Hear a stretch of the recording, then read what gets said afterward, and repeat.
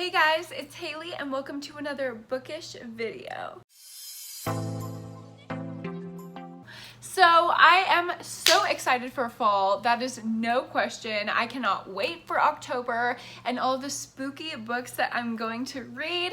So in this video, I'm going to recommend all of the creepiest, most spooky, vibiest books that I can think of for you to read in October. First, I have a couple books that I plan on reading in October, so obviously I don't know if they're good or not because I haven't read them, but they seem very intriguing and I'm planning on reading them, so let's get into it. The first one of those is Kill Creek by Scott Thomas. Sorry, the author's name is not on the cover, which is very odd. But basically, this is about a group of writers, I think. Yeah, so this is about a group of writers, horror authors, who spend the night in this haunted house and they're going to kind of record what goes on there and crazy shit goes down. And I feel like this is very Amityville Horror, Haunting of Hill House kind of vibes. So but set in modern times, and I'm so down for that. And it also is giving me all of the creepy Halloween haunted vibes that I want all October. So this is Magpie Murders by Anthony Horowitz. I also plan on reading this this coming October. And this is another one about a crime writer. He writes crime novels, and in his newest novel he's leaving clues that either a murder has been or will be committed in real life. So that is horrifying and that is spooky and it's perfect for October.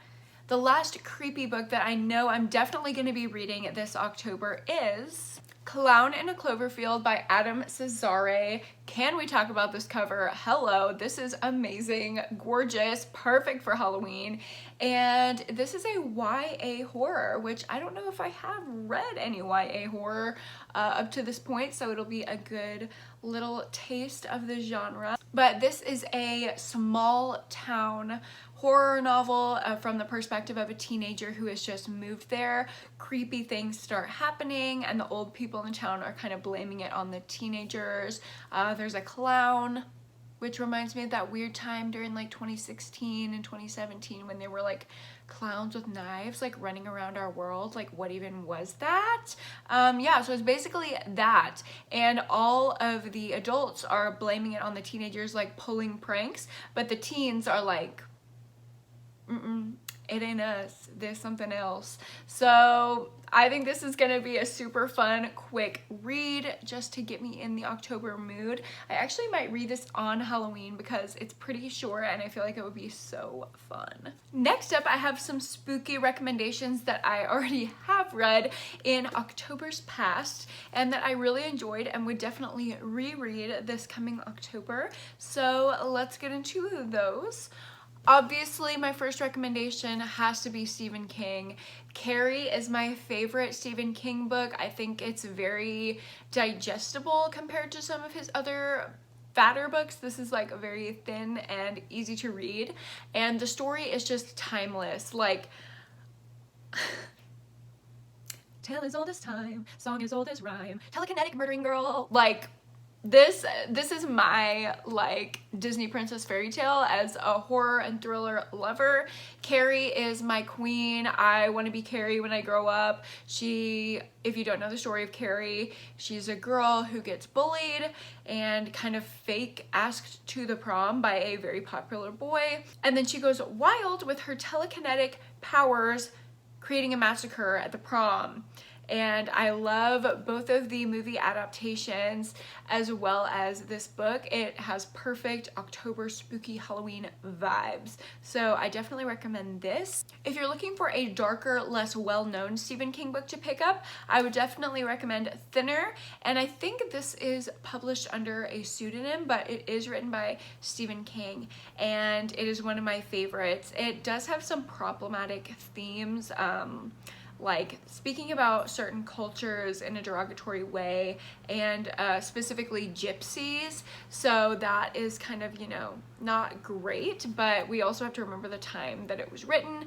Stephen King might not have been as culturally aware as we are today. So just, if you read this, take it with a grain of salt, the descriptions of, you know, cultural practices and gypsies.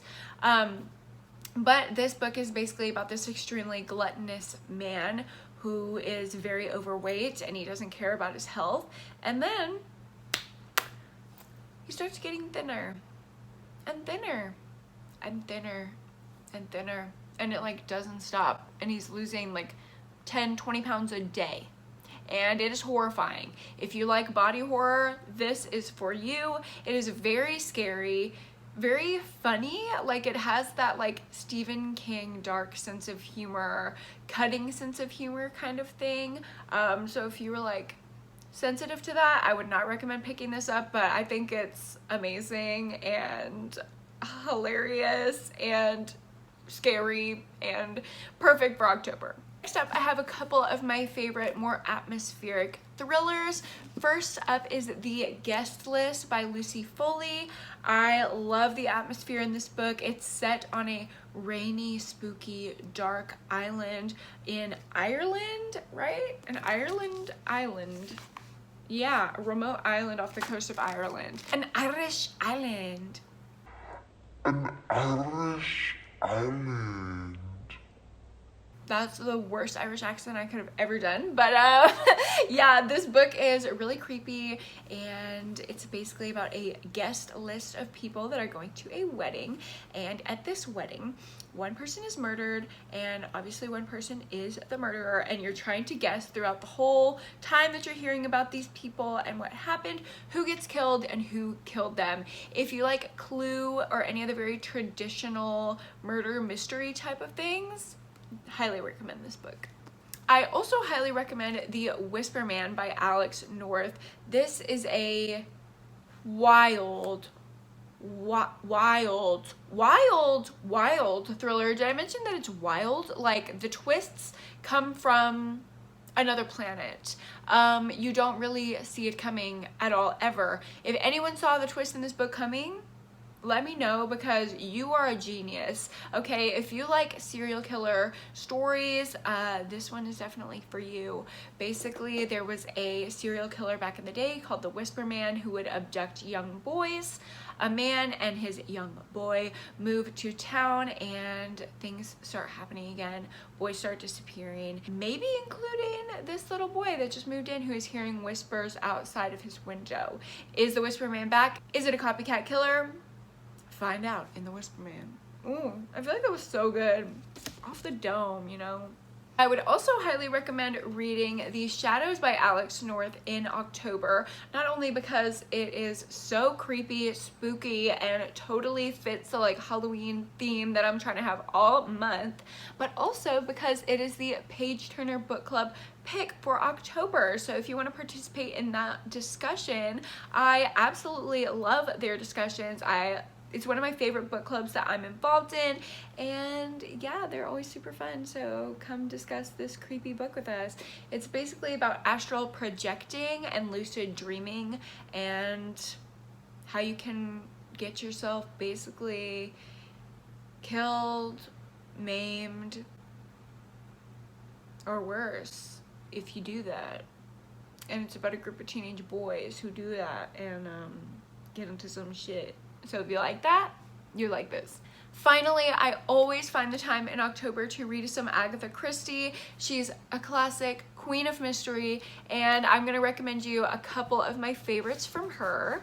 So first, this is a standalone called Crooked House. It's basically about this crooked family who is absolutely insane, toxic, and the head of the family, like great-great-grandpa, dies, and he's the one with all of the fortune, so all of the other, you know, beneficiaries are automatically cast in suspicion, especially his wife, who I think is like 30 or 40 years his junior.